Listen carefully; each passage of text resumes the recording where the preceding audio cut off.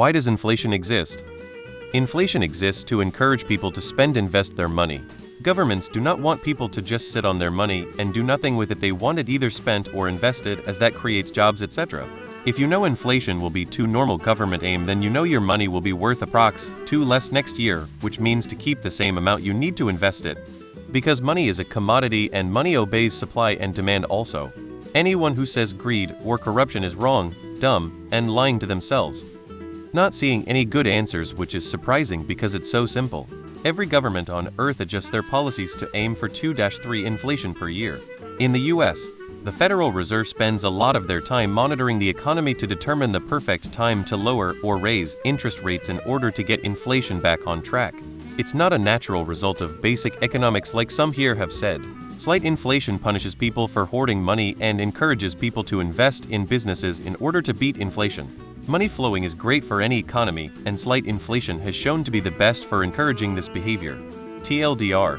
It's a human invention that tends to result in good behavior for the health of the economy. A low level of inflation maximizes economic activity, and maximum economic activity is seen by the government as a desirable goal. You may or may not agree on this point. Inflation obliges you to invest your money or spend it because holding cash means you are losing money all the time. It also makes it easier for your employer to implement a pay cut. Really, they just don't give you a cost of living increase and you grumble and blame society as a whole. If inflation were 0 and you were given a pay cut, even though the outcome is identical, you'd be very angry. Inflation exists because of the way our economic system is structured. The central banks control the money supply, and they increase it over time to encourage spending and investment.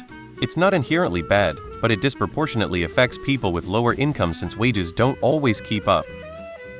It's a factor of the changing state for anything of value, not just currency.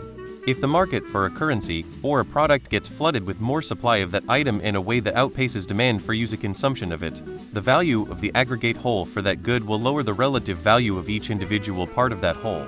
You can print too much money, issue too much debt.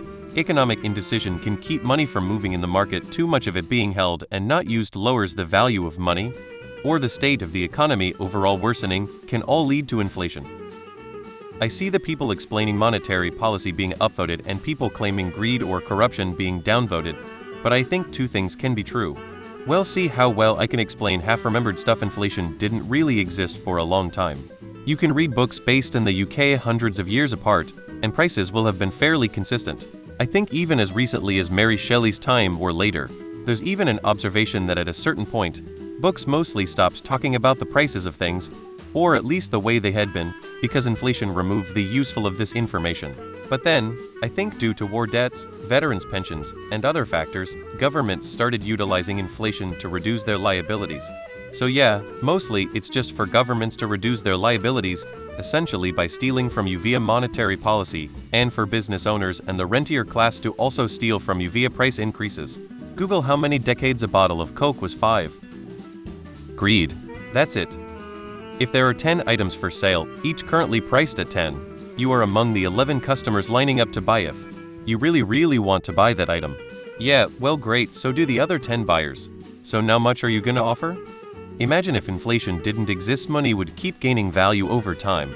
Nobody would spend it, the economy would slow down, and the system would crash. Inflation keeps things moving, but it's not great for anyone who isn't a billionaire.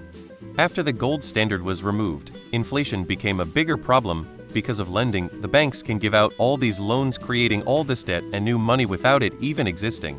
Example, bank lends you money to buy a 100k car that they don't physically have for you to pay them back.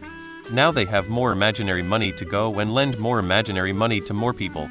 This is one contributing factor to that. Another is costs of goods and living going up, so then employers need to pay more. To pay employees more, they must charge customers more. It's a vicious cycle. Like you said, if money was all based on gold, sure, some things would go up a bit here and there, but it would all pretty much stay about the same for the most part.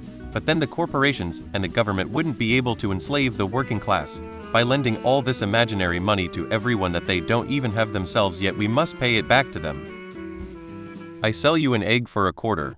The next day I say to myself, I wonder if y'all pay $.30. So I change my price to $.30. I keep adjusting my product up to see when you will stop buying it. It's hard to control the economy due to factors like changes in supply and demand of raw materials that affect how much manufacturers are prepared to pay for them. However, governments usually aim to have a certain amount of inflation. For instance, current UK policy is to aim for 2 per year. This is to encourage people to buy more luxury goods sooner because they know they will cost more if they wait. You're on an island and you have $3 and 3 bananas. Somehow $3 more appear on the island and it's not necessarily yours. But your banana now costs $2. This basically sums up what inflation is, and you can replace the bananas with real things and the island with the country, and you got your answer. Too much money in circulation chasing too few goods. Inflation exists because banks create new money to give to governments and corporations. That increases the amount of money in circulation and dilutes the value of it. They don't give a monkey's toss though, because they get first use of that money and it has only lost its value by the time it gets down the chain to you. Creation makes commonality. The more wheat you grow, the more wheat you have. It's the same idea. By adding your work to something, you increase its value, and our current economic system deals with that value by assigning a monetary trade value to it. And the interaction of these two ideas push inflation. By adding more of something or increasing the value of something, you have increased the total value in the system.